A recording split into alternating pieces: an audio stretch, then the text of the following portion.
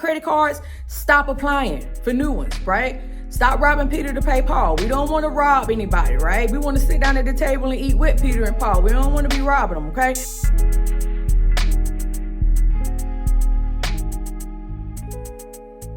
That's right. We are no longer trying to rob Peter to pay Paul, honey. We're trying to sit at the same table that Peter and Paul is at. That is right. So thanks again for tuning in. My name is Star Carter, and I run a lifestyle blog trying to help my people that's over 40 to get in a better financial situation, relationship situation, and all that good stuff so we can all learn and grow together. I appreciate you again for tuning in. So when we left off, I think in part 2 of why your credit can still be bad, even though you are making on-time payments. You're never late on your payments, but your credit is still low. So I think we left off at medical collections, and I was telling you that they had changed July 1st, and I actually found an article about it that was from CNBC.com. And so I'm gonna put it up here on the screen for us to read it together. So on this article, I just did like a little snip clip of it, but it says, here are the details of the new changes effective July 1st of 2022. Paid medical debt that was in collections will no longer be included on consumer credit reports. That's going to make a ton of people's credits go up tremendously, because getting a medical bill on your credit report can drop your score anywhere from 50 to 100 points. So that's going to be major, okay? Another thing is you'll have more time before unpaid medical debt is reported on your credit report. Unpaid medical debt that is currently in collections for 1 year will be reported on credit reports. This is an increase from 6 months that was enacted in 2017. So unpaid medical debt that is currently in collections for 1 year will be reported on credit reports. All right, so starting in the first half of 2023, Equifax, Experian, and TransUnion will no longer include medical debt in collections under 500 on credit reports. So that's a good thing to know, because I thought I had saw that somewhere, because I try to keep up with that in these financial streets to see what's going on with our credits and what they're trying to do. Now, this post came down from the Biden administration, okay? So it looks like they are trying to get the American people in a better footing, because, I mean, I never thought medical debt should be a reason on your credit anyway, because so many people lack health insurance. I know a lot of people were able to get medical insurance when during the Obama administration. And then once that changed, because I think during his administration, you had to have it. And then when the next administration came in, that was changed. So, I mean, I just never thought that medical debt should be reported on your collection. Now, being in business myself, I understand that even though it's healthcare, it's still a business at the end of the day, right? And somebody want to get paid for their job, just like when you go on your job, you want to get paid, right? But hospitals, they write it off. They write it off as, when you're in business, you can write it off, right? And depending on what kind of hospital you go to, like here in South Carolina, in our town, our hospital is considered a nonprofit, right? So you do have private hospitals. If you go to a private hospital, now they might leave you on the table if you ain't paid your bill. But in a nonprofit hospital, they don't supposed to turn anybody away that need medical attention, right? So they get all kind of cuts, right? They get all kind of cuts. So like I said, I never thought that would be, should be on anybody's credit to hold them back, because, hey, I didn't always have health insurance, right?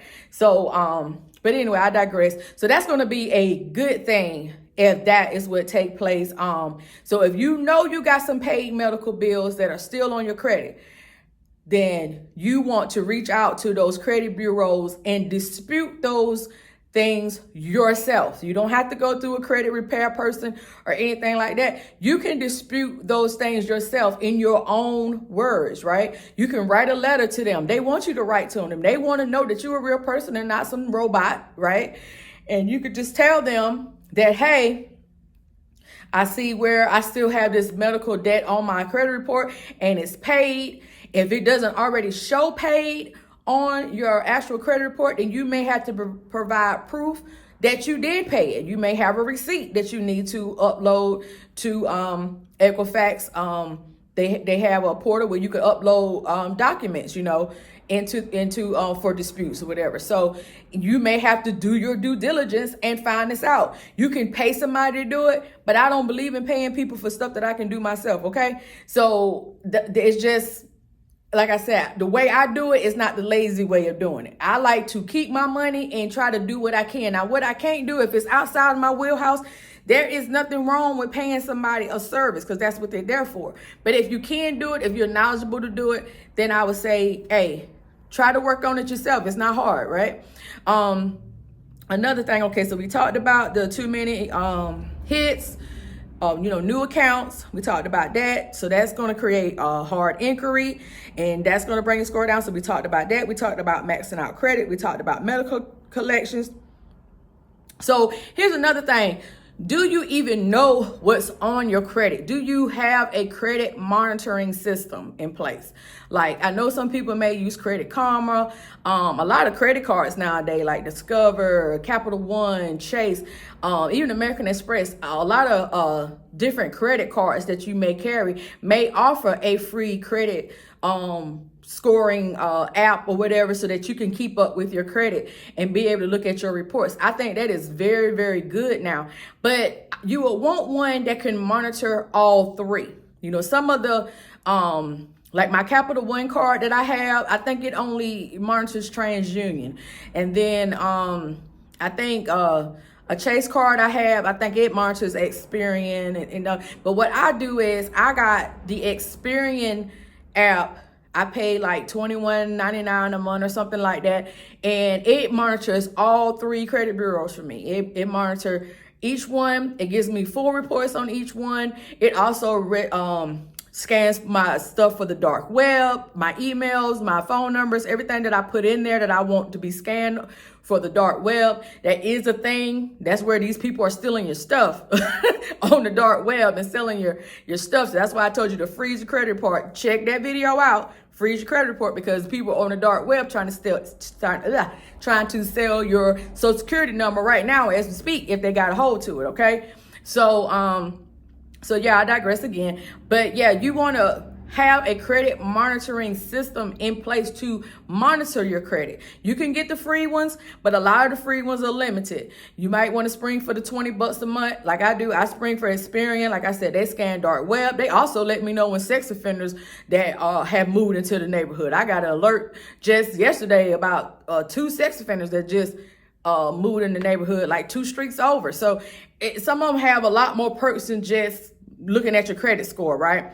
Experian also gives me like 5 other credit scores. So like I said, there are different modules for different things. So every one credit score that you might see on Credit Karma, and you might go to your lender and say, well, my Credit Karma score say I got a 670. And then they say, well, the score we use say you got a 650, because every lender have their own type of scoring module that they may use. They may use the Vantage 8. They might use the Vantage. They might use the Vantage 8. They might use the 3. Everybody have their own scoring module. So you just want to make sure that you up on game and looking at everything as much as you can. And a lot of the free apps doesn't provide that. So I'm not affiliated with Experian in any kind of way. Of course, I'm new to the YouTube channel and everything. So I just use that one because it's just easier. It's very cool. That also the app can track my spending. Like I can hook my checking and savings to my local bank on it. My credit cards, my savings, my investments, and all that stuff. I can hook it all up into that one app as well. So it does a whole lot for the I think it's $21.99 or $20.99, something like that a month, right? So it's money well spent for my finance piece, right? So I would suggest doing that as well. Now, we talked about those things. So if you have any questions, please leave me a comment and let me know what is it that you are finding on your credit that shouldn't be on there. So sometimes because we don't monitor our credit, we don't know what's on there. Another place where you could go before I leave is annualcreditreport.com, www.annualcreditreport.com. You can get one free credit report from all 3 major credit bureaus once a year through that website. And you can print it out if you have a printer at home, or you can download it onto your computer as a PDF file, and you can just flip through it on your desktop. If you got an iPad or any type of tablet, you can just flip through it and look at your credit. Don't be scared. Look at it. If you don't know, you can't fix what you don't acknowledge, okay? So thanks again for tuning in. About to run out of time again, so thanks again for tuning in. This is part 3, and please like and subscribe if you like the content so far. I will be bringing out some more videos. I want to talk about the snowball effect that I did use to help me get out of the 25K and the installment loans and stuff, out of that financial bind that I was in just 5 years ago, okay? I want to talk about that and what I did and what helped me. And it was one book. So I'm going to talk about that when I come back. So thanks again for tuning in. Y'all have a blessed day.